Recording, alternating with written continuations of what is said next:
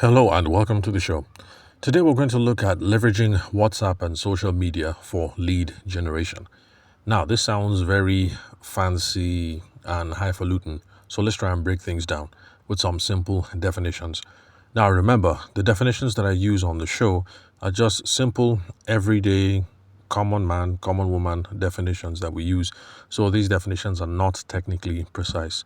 You're going to listen to other podcasts and they're going to tell you that you can define the lead as this and the lead generation as that, or you might read a textbook that says this is what a lead is, this is what lead generation is. So yes, you are going to find much more better and technically robust definitions elsewhere. But for now, and on this podcast, I'm much more concerned with giving easy definitions that you can remember without having to make reference to anything else so that you can practice all the stuff that you learn over here. Because my focus over here on the podcast and with the clients that I interact with one-on-one is I'm trying to keep things so simple that you can remember. If it's simple and you can remember, you can do it. And if it's simple and you can remember and you can do it easily, then you can also teach to other people, your staff members, your spouse, your friends, your little cousin, your big sis, whoever it is that wants to help sell on your behalf.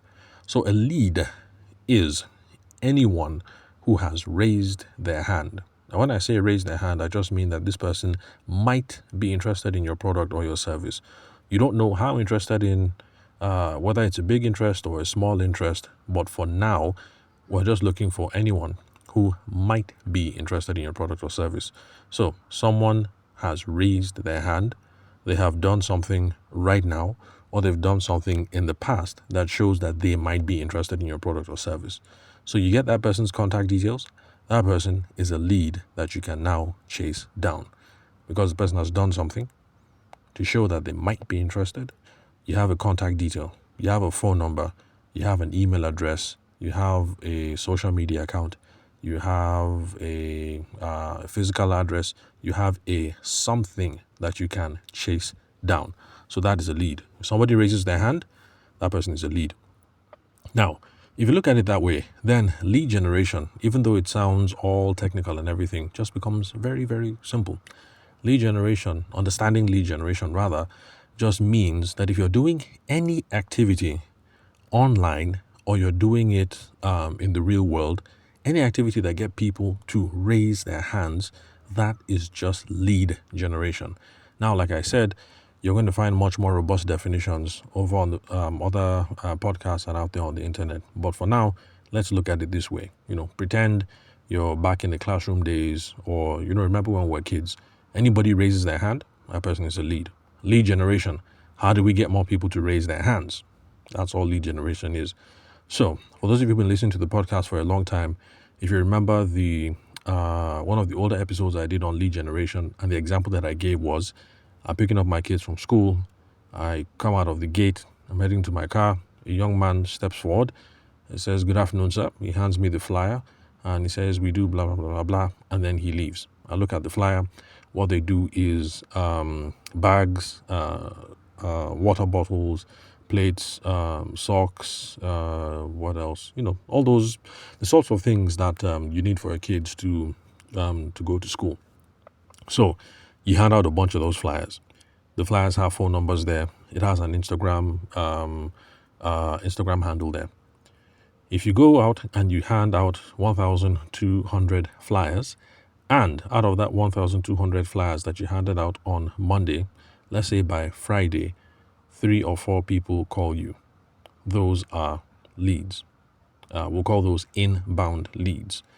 Well, some people call them inbound leads because, they are chasing you, but really you're the one that started the whole process by sending out those flyers in the first place. So, you know what? Let's not worry about how you categorize the lead. Just know that you dropped 1,200 flyers. 4 or 5 parents called you. That's a lead. 12 parents send you Instagram DMs. That is a lead. Let's see what else. 1 person drove into the store. That is a lead as well. If we want to classify it, we're going to look at them in different ways. The person that walks into the store, people want to call that a walk-in, or at least in car sales, you call that person a walk-in. But like I said, for now, we're not worried about how we classify them. We're just worried about what a lead means and then how we generate them. Now, the example that I gave for handing out flyers was to show you how you can generate leads in real life, because most people think that lead generation is only online, but it can be online, it can be offline. Now, the fact that somebody has raised their hand is not a guarantee that you're going to get some sales. So the fact that 5 parents made phone calls doesn't mean they will buy. The fact that 1 parent drove to your store doesn't mean that they're going to buy. And the fact that 12 people, or did I say 20? Anyway, however many I said, sent you what's it called? Instagram DMs does not mean that they are going to buy. Now, because it's not a guarantee when somebody raised their hands, we have to do 2 more things to make our lives a whole lot easier. Number 1 is what people call lead scoring. Let's ignore the technical definition. What lead scoring means is just what are the things that these people did when they raised their hands that can help us show how serious they are. Because if we know how serious they are, we know who to spend time with. So, even though it's not a guarantee when somebody raises a hand, let's put it this way.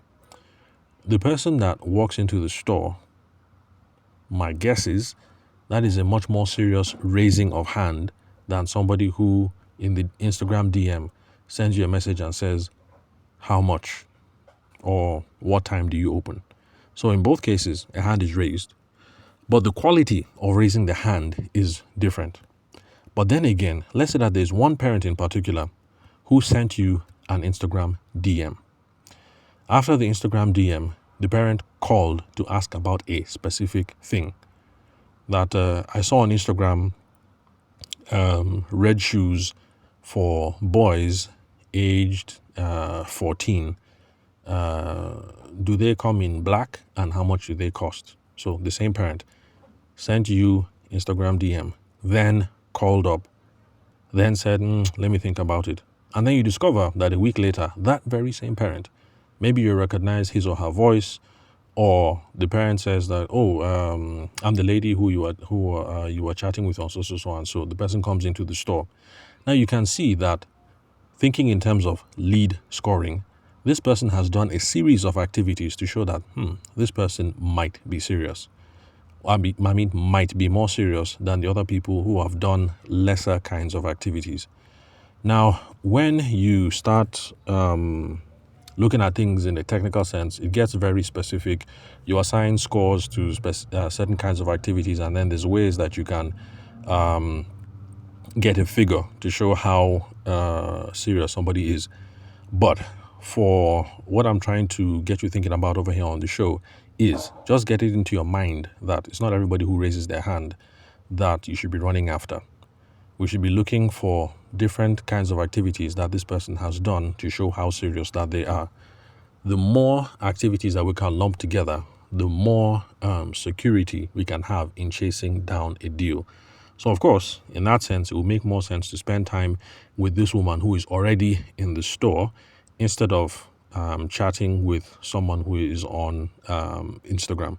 So, of course, after this lady leaves the store, you'll continue chatting with the person on Instagram. But while this person is in the store, don't try to chat with her while you're talk to her while you're still trying to chat with that other person on Instagram, because lead scoring, you're dealing with someone who has a higher lead score, in quote, in theory.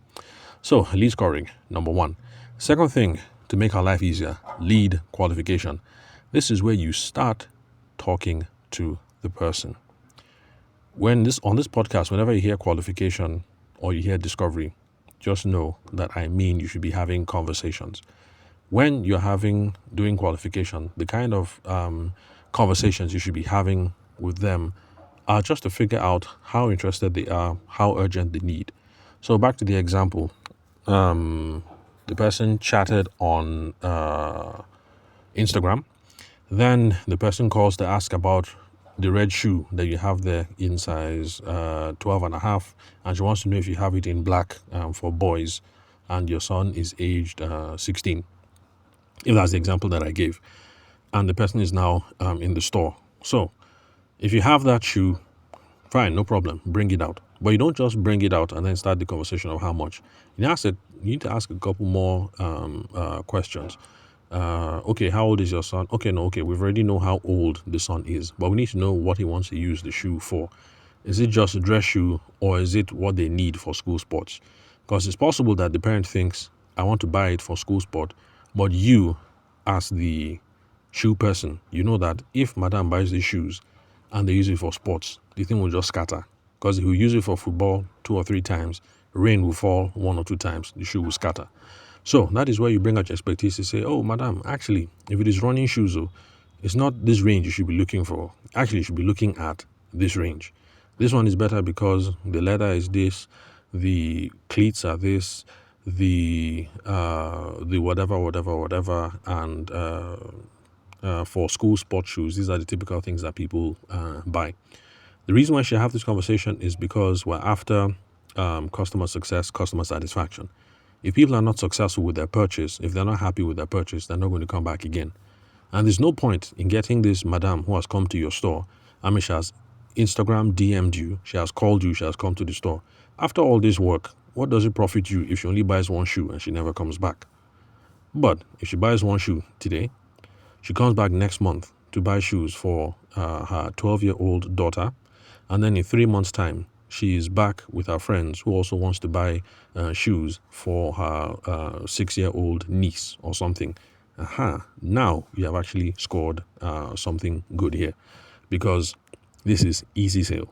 You have only given out one flyer, and that one flyer has been responsible for 2 purchases for one woman's child, 1 more purchase from another woman's child, and then 1 other purchase for another woman's niece, just from one flyer. You see, this is how we start making our businesses profitable. So that's the goal, to get people to come back over and over again, to bring their friends, their family members, and their associates, maybe even bring their enemies as well. Because if it's that good, they might bring their enemies to come and do business with you too. So, those are the 2 things that we have to do. Not everybody who raises their hand is going to buy today. How do we increase our chances? We have to go through lead scoring. The people that raise their hands, what exactly did they do to show us how serious that they are? The more serious it looks like, the more time we need to spend chasing down someone, investing with them, building a relationship with them, lead scoring. Then, lead qualification. We need to have conversations with these people. It's not just enough to bring out the shoe and say, oh yeah, here, take the shoe. This shoe is 35,000 naira. No. You ask a couple of questions. You say, oh, yes, man, we have it in store. And then you bring it. While she's looking at it, you start asking some questions. How old is your son? What does he need it for? Is he really a shoe person? What exactly did the school say? The kind of things that you should buy?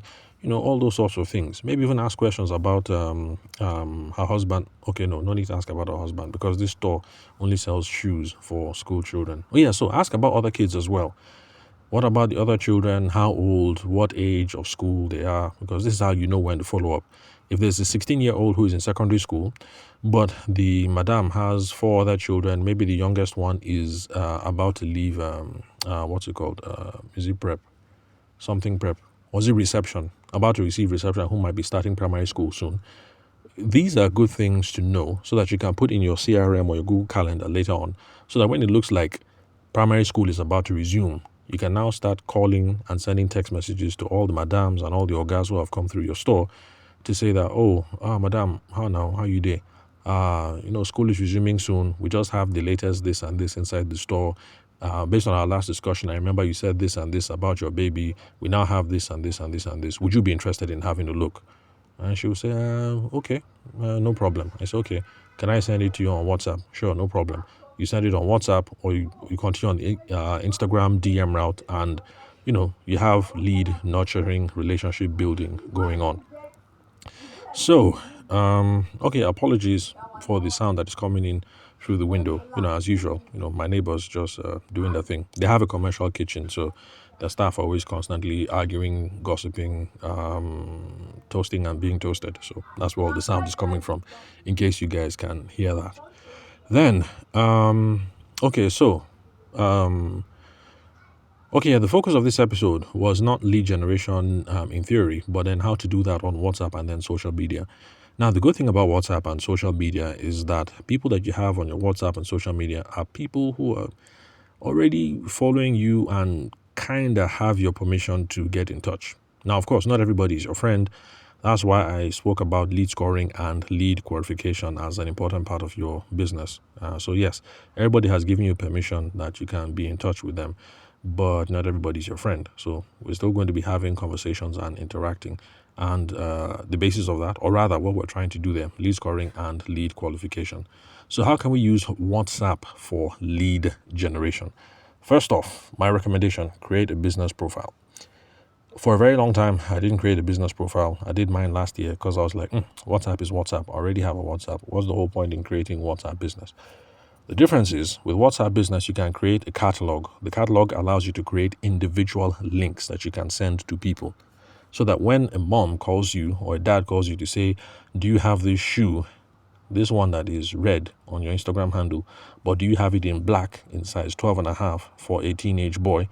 You can send a specific link from your WhatsApp from your WhatsApp profile to this parent that will have the shoe there, the price, the everything. It just helps to speed business along, basically, because you're sending specific items in your catalog. So create the business profile because of the catalog. It's real useful. Apart from that, when people check you up on WhatsApp without having a conversation with you, they see that it's WhatsApp business. They click on it. It's almost like looking at a small website. They can see there, these are the ranges of shoes you offer. These are the prices of shoes you offer. It's like a mobile store in WhatsApp. So it's a pretty good idea. Then with WhatsApp business, if you hook it up, it always prompts you to share your link all over the internet where you can click to chat. So I didn't know you can do those sorts of things. I just created a WhatsApp business profile. And then after a while, I was minding my business and a message popped up. Click here to connect your WhatsApp to your Instagram. I was like, oh, okay, cool. And I did that. So anybody who looks at my Instagram can just see my Instagram and click on a button, and then the person ends up in my WhatsApp chat inbox. So you can see that here, in both cases, number one, catalog. A person clicks on the catalog. That is them raising their hand. Somebody clicks on my chat link from my Instagram handle. That is somebody raising their hand. And you can also share that link over different parts of the internet. That's one thing that these people do very well. People in the WhatsApp, Instagram, Facebook ecosystem. They're always showing you how you can get the best out of their services. You can also create industry groups. That is also another permission that people have to hear from you. So people who are in car sales, they do these sorts of things. There's a car sale group. They can add you to it while you're looking for a car to buy. You're there. They're posting about the different cars that have come in. This Mercedes-Benz has come in from Japan. It's 2023 model. Is AC. Is something blah blah blah. Factory tinted and this and this and that. Tomorrow is Honda Civic this and blah blah blah. Real estate people also do that as well. In their groups. This house is available in Maitama. This house is available in Ministers Hill. This house is available in Lekki Phase 3, Lekki Phase 4, or Lekki Phase, whatever that you have these days. So the thing is, people who are into those groups, who click on something, who respond to something specifically, that is lead generation, because the person has raised their hand to show that they might be interested, or at the very least that they are curious. Then, of course, sharing on your status updates, people can click through from the status updates. That also shows that they might be interested because they have raised their hand. They've taken some course of action in the past. Clicking through something is raising your hand. Then, lead generation, you can do that for on social media. The strategy when using social media is to attract and to engage. So you attract people do something that shows they raise their hands, you engage with them. When you engage with them, you're doing lead scoring and you're also doing lead qualification. So you're trying to figure out who this person is and how interested that they are. So you can run targeted advertisements on Facebook and on Instagram. When we say targeted, it means you don't just put up a wall of text, but you actually tell Facebook or you tell Instagram, send these advertisements to parents who have small kids between the ages of 6 and 12 and who are in primary and secondary school within the cities of Abuja. For Abuja, focus on Central Business District. Do not include cities like Gwagwalada or Karu, because in your mind, maybe you think Gwagwalada people don't have money and Karu people don't have money. That would be the sort of thing like you're putting the advert in Lagos and you say, focus on people who live in Ikeja, between Ikeja and Lagos Island, and ignore people who live in Agege Pen Cinema, because you think maybe Agege Pen Cinema people don't have money. But that's it basically. That's what targeted ads are. You can see that this is very specific. You've given very clear instructions to Facebook and Instagram. These are my ideal customers. Go and find them for me. This advert that I've created, put it in front of their face. When Madame is scrolling the phone, if she's my ideal customer, let that advert pop up on her screen so that she can know about me. So the ads have to be targeted. Then you can also do content marketing. That's where you educate and entertain people. You're putting up content, posts, audio, just like this podcast. Let's see what else. Text, on blogs, or you write stuff on LinkedIn or whatever. And the goal is either to educate people or entertain people. Once people engage, you interact with them. You're doing your lead scoring, and you're doing your lead qualification, lead nurturing, relationship building, all that fine jazz that we spoke about. So that's what you'll be doing. So back to the school thing. You are on LinkedIn as well. Apart from dropping off flyers, you also put things up on LinkedIn. Back to school is upon us for something 2024. For those of you parents who are worried about exchange rates and the rising cost of so and so, we are introducing the this and this and this line, and this line is much more better than conventional school shoes, because these shoes breathe better, these shoes look better, these shoes are made with genuine leather or something. Anyway, you get my point. You're putting up something that doesn't quite read like an advertisement, because you're talking about your business, you're talking about your kind of shoes and everything, but you make the article about back to school and how you can save money and buy things on a budget. It just so happens that you happen to run a store that sells these sorts of things. So that's content marketing. Then, of course, there's partnering with influencers so you can tap into their audiences. I'm not an influence marketer. There's not much I know about these sorts of things, but just know that these sorts of avenues are there. And these are the kinds of things that you can do as part of your social media strategy to attract and to engage. Now, before we sign off, because we're at 22 minutes, here are a couple of things to note. Number one, if you're going to be doing lead generation of any kind, it is a volume play. So massive activity is involved. You can't go and give out 5 flyers and say you have done lead generation. Go to one school, like the young man who came to the school of my kids, and drop like 100 flyers on Monday. Then go to your neighborhood, go to the second school, go and drop another 100 or 200 flyers. Hope you guys get the gist. Then on Wednesday, go to another school in the neighborhood, drop another 100 or 200 flyers. I hope you guys are seeing the pattern. In month 1, after you exhaust all the schools in your local government, go over to the next local government. That should be the next target for month 2, and start doing the same thing. Lead generation, volume play. It is a volume play. Don't go and drop one flyer and say that you don't work. You haven't done work. You have to drop lots of flyers and do it as many times as possible for a sustained period of time. So it's about massive activity. If your lead generation is you're going to go and scrape contact details from the internet so that you can call people to see if they're interested in your business, don't just go and get 1 or 2 contact numbers from a business directory and say that you have done lead generation today. No. Go and scrape a bunch. Maybe you scrape 10 today. Tomorrow, try and call those 10. Let's say you scrape the 10 on Monday. Tuesday and Wednesday, you're calling the 10. Thursday, scrape another 10. Maybe Friday and Saturday, you call those people. Monday, you're back at it again. And I'm sure that you get the gist I'm trying to make. It's a volume play. So if you're going to be using social media as part of your lead generation, if you don't like posting and engaging, then there's a problem there.